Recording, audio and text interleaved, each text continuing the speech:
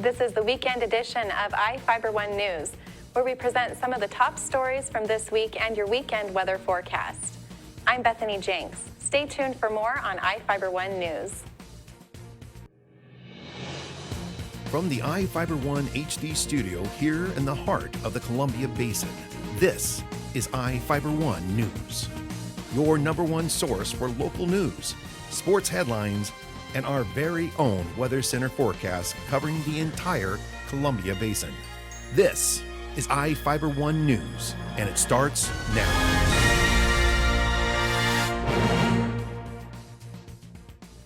One of our top stories for this week was about Moses Lake's 34th Annual Spring Festival. Reporter Cameron Probert was there to tell us how it went.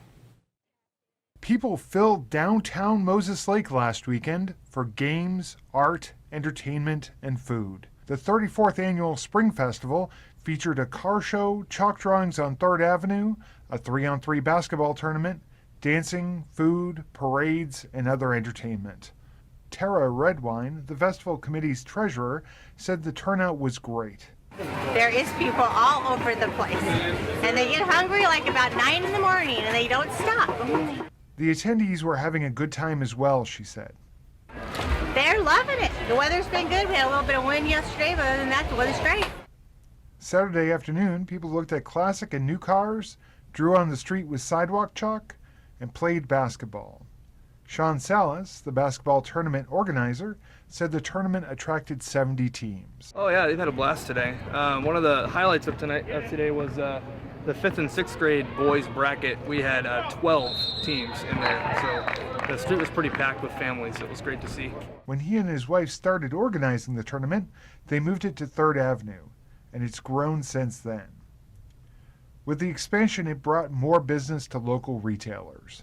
Today I was in Taco Time getting lunch, and I had to wait for probably 25 minutes because of the line that was there.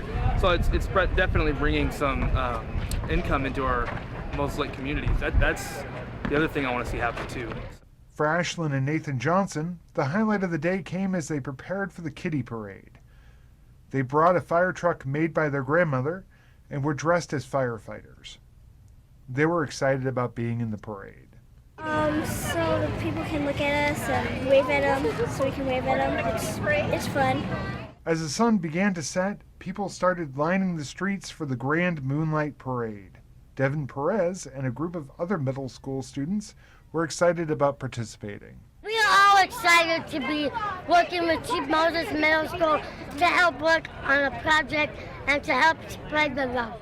Perez was using a megaphone to tell people passing by to feel the love. He explained the idea for the elephant on the float came from a motivational speaker. It means that anyone can do anything and just to smile and appreciate and love one another and never take anything for granted. The night ended with hundreds of people watching the roughly 2-hour-long parade. For iFIBER 1 News, this is Cameron Probert reporting.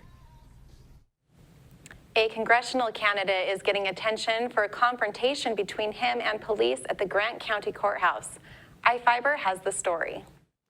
A U.S. congressional candidate took his confrontation with the Freda police to the public. Gavin Syme, a candidate for the U.S. House of Representatives, is arguing police overreacted to him asking why a lockbox wasn't available in a section of the courthouse near the auditor's office. A Freda Police Chief Mike Warren said his officers reacted to a report of a possibly armed man in the courthouse and showed restraint. Syme posted a video of the confrontation to his website. The video shows Syme enter the courthouse and question a switchboard operator about the lockbox. A security guard showed up shortly after and talked with Syme and called Freda Police concerned that he might be armed. The video shows officers frisk Syme for weapons but stops before he's released. When the search was finished, Syme was released, Warren said.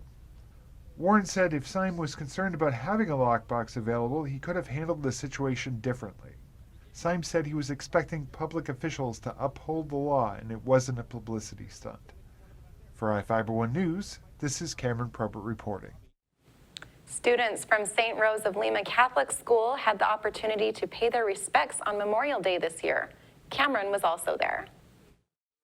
The veterans buried in Ephrata Cemetery were not forgotten this weekend. Students from St. Rose of Lima Catholic School and members of Ephrata's American Legion Post got together Friday to place crosses and flags at the grave sites of more than 300 veterans. Mike Montani, the post adjutant, said he spent 4 days last week determining where each of the veterans is buried. The oldest grave is one from a Civil War veteran. It's important that we recognize the sacrifice of our veterans, and every one of them here, a lot of them here, actually sacrificed their life. They lost their life in combat.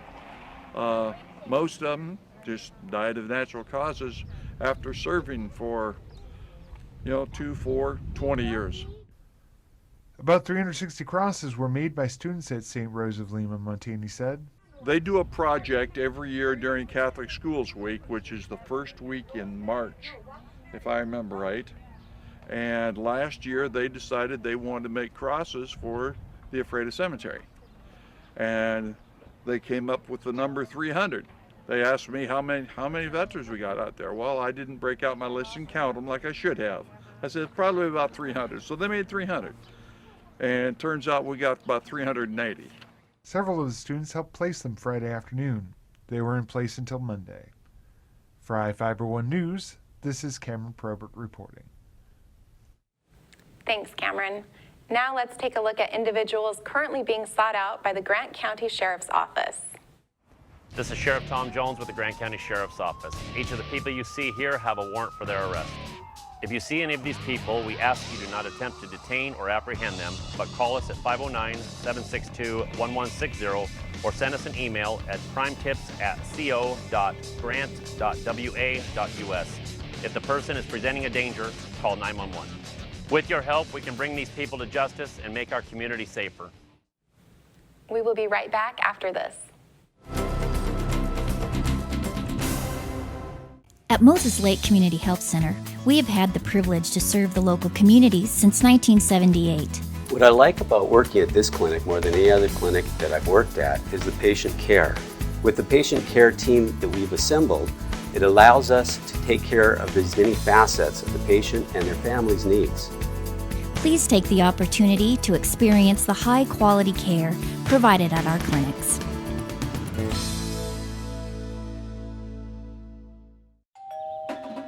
Game time. Papa's in the house. Wow, what's all this? I'm all about stats. For instance, have I got some numbers for you? Papa John's, a leader in online ordering. You bet, Jim. You were the first pizza company to offer it nationwide. What's the secret? Jim, it's the pizza. To celebrate our online leadership, get Papa John's new double pepperoni and bacon pizza for just $12. Better ingredients, Better pizza. and a better way to get it, papajohns.com.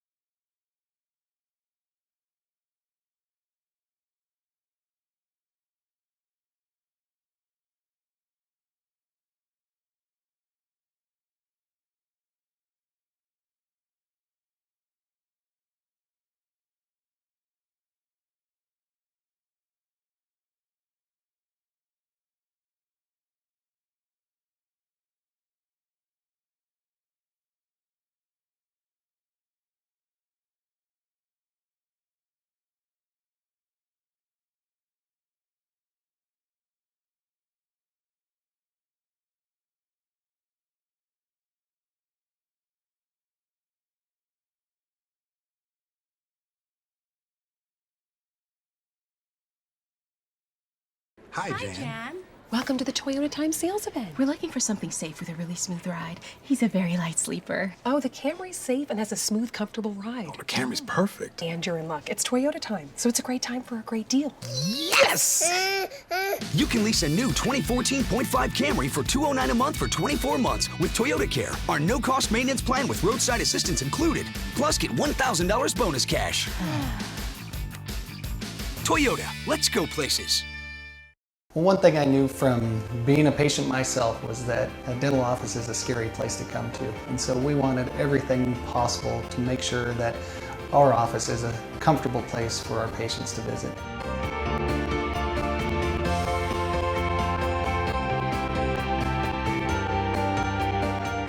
The patients that I have, my clients, have made me a part of this community, and we want to give back in every way possible.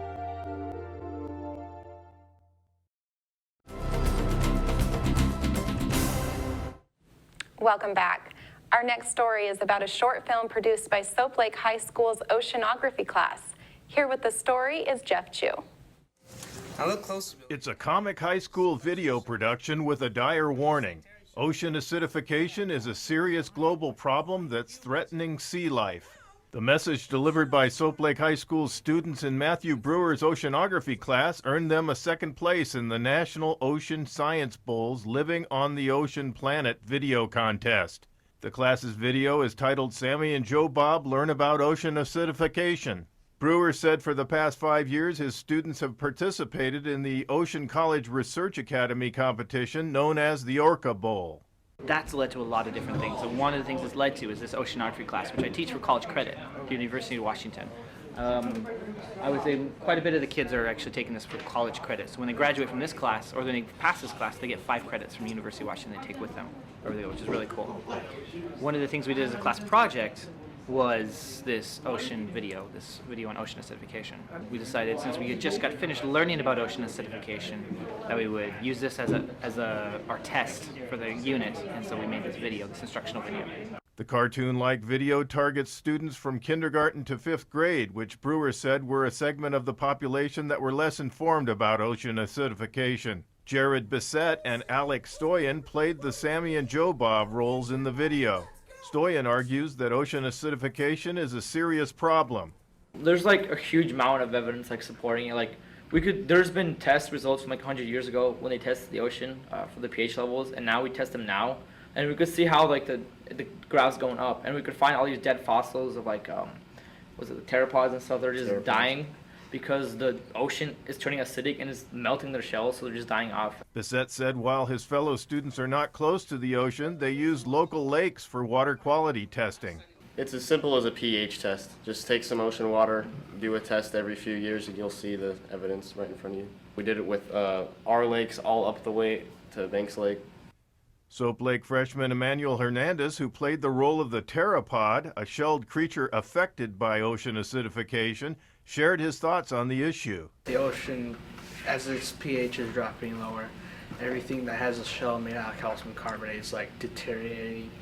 Soap Lake junior Tyce Brones directed the video. He explained how he approached it. I just want to make clear that it's easy to understand for the kids. Soap Lake High junior and star of the video, Cameron Barney, said he was picked for the Professor Barney role mainly because of his beard. He shared in writing the script and recited some sage advice straight from the video. You want to help fight ocean acidification, use less, say more, and call your congressman. The video can be seen on YouTube by searching for Ocean Acidification with Professor Barney.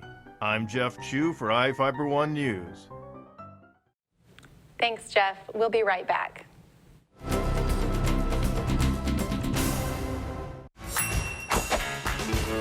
Just when I thought the blizzard couldn't get any better, DQ put the blizzard inside a waffle cone.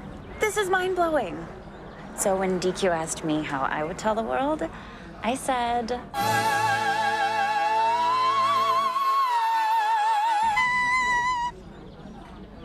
Sounds better in Italian. Pretty impressive, Liz. Any blizzard, like confetti cake, now in a fresh-baked waffle cone. This is fan food, not fast food. We believe. We believe in home and all the magical things that come with it. We believe in living rooms with forts made from sofa cushions and blankets. We believe in the man cave, the woman cave, and finally, we believe that our calling in life is to find the home that's perfect for you. Coldwell Banker, fulfilling dreams for over 100 years.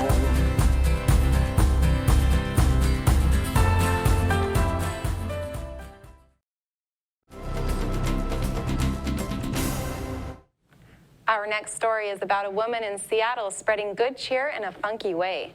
KCPQ's Hannah Kim has the story. These are tough times. Take this weed. Keep your spirits high. I don't know about that. Flyers are easy to overlook in Capitol Hill, but not this one. Free marijuana for the taking had many people confused. Keep your spirits high. Good. Many just laughed it off. I wouldn't take anything from someone I didn't know. Others were tempted to grab the free high. I would smell it, and if it was good, and I could tell that it was good, then perhaps. Are you following me? The woman behind the unconventional distribution says she just wants to make people smile. It's definitely easy to get it here in Seattle, but not everyone has the money. From trees to light posts to utility poles, the weed fairy is leaving her mark all over Capitol Hill. It definitely makes me laugh to be the national weed fairy. Her name is Yenny Slady. On Twitter, she goes by Danksy Appleweed. The comments and retweets are spreading faster than she can put the flyers up. I decided to give it out to people during the government shutdown, and people's reaction was instantly positive. She first started giving away free pot in New York, and now it's Seattle. I've been more open about it in Washington. If you're out on Capitol Hill, you'll probably see me. With pot now legal in Washington, Yenny says she isn't afraid of getting arrested. They probably have worse things to worry about. I don't think they're going to come after the weed fairy. Seattle police admit Yenny's free giveaway is not on their priority list, but there are concerns that people under 21 could get their hands on it. The marijuana, once it's out there in that format, is really unregulated and could fall into anybody's hands. I try to leave it in areas where I know the majority of the people are of age. If it is in a, in a more suburban area, that would be more of a concern, but this is Capitol Hill. Engineers in Seattle are busy developing a new jet engine they say will make air travel quieter and more fuel efficient. Glenn Farley has a sneak peek at the secret design. This looks like a soundstage for a sci-fi movie. The walls are angular. These slender things, microphones.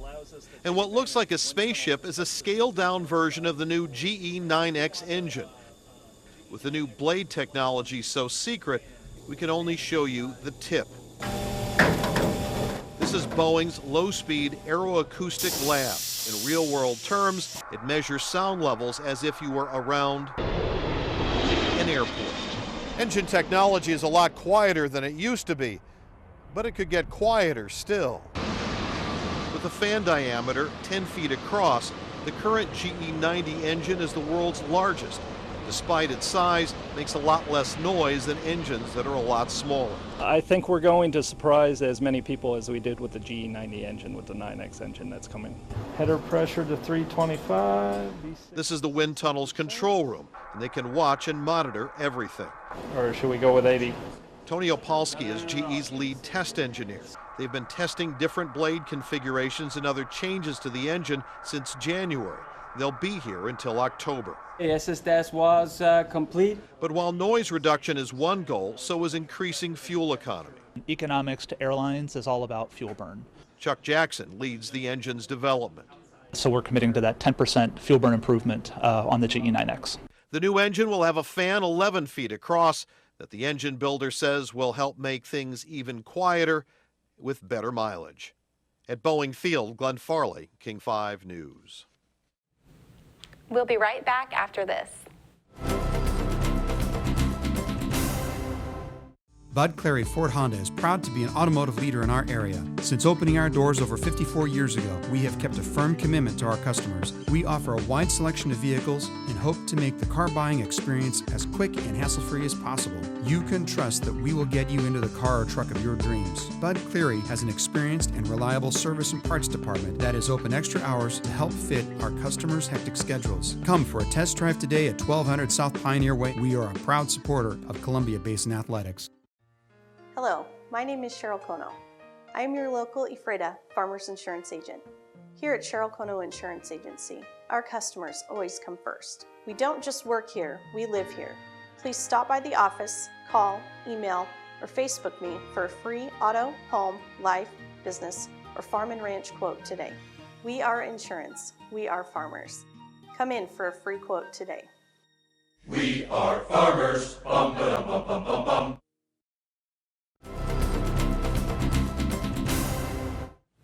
The next story is about flying without engines over Ephrata. Here's Jeff Chu with the story.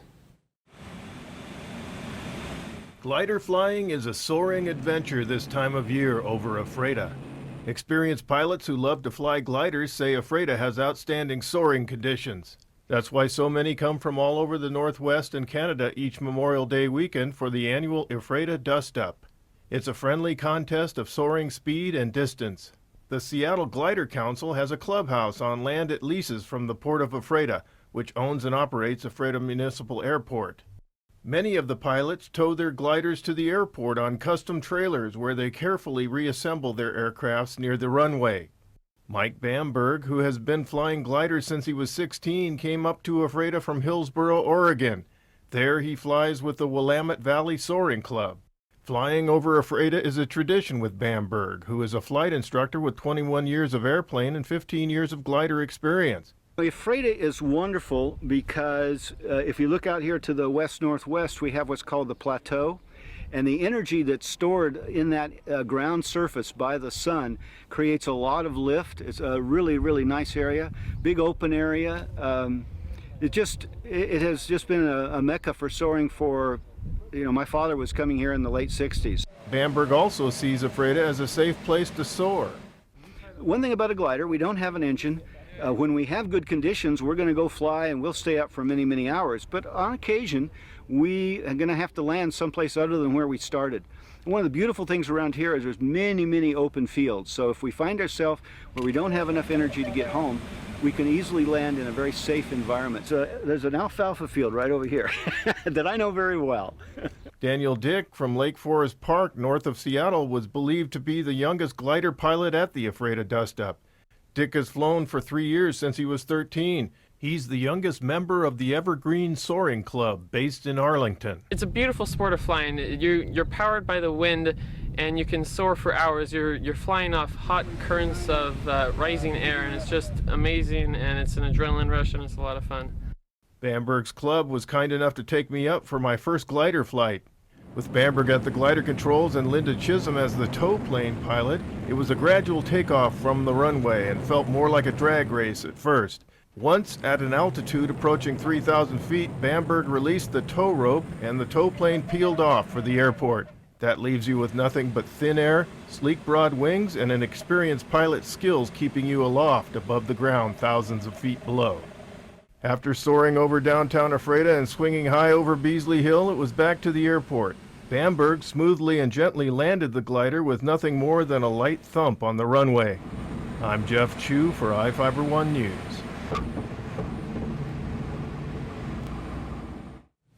That wraps up our weekend edition. iFIBER 1 News will be back on Monday at 5 p.m. with the latest news from around the Columbia Basin. Thank you for watching.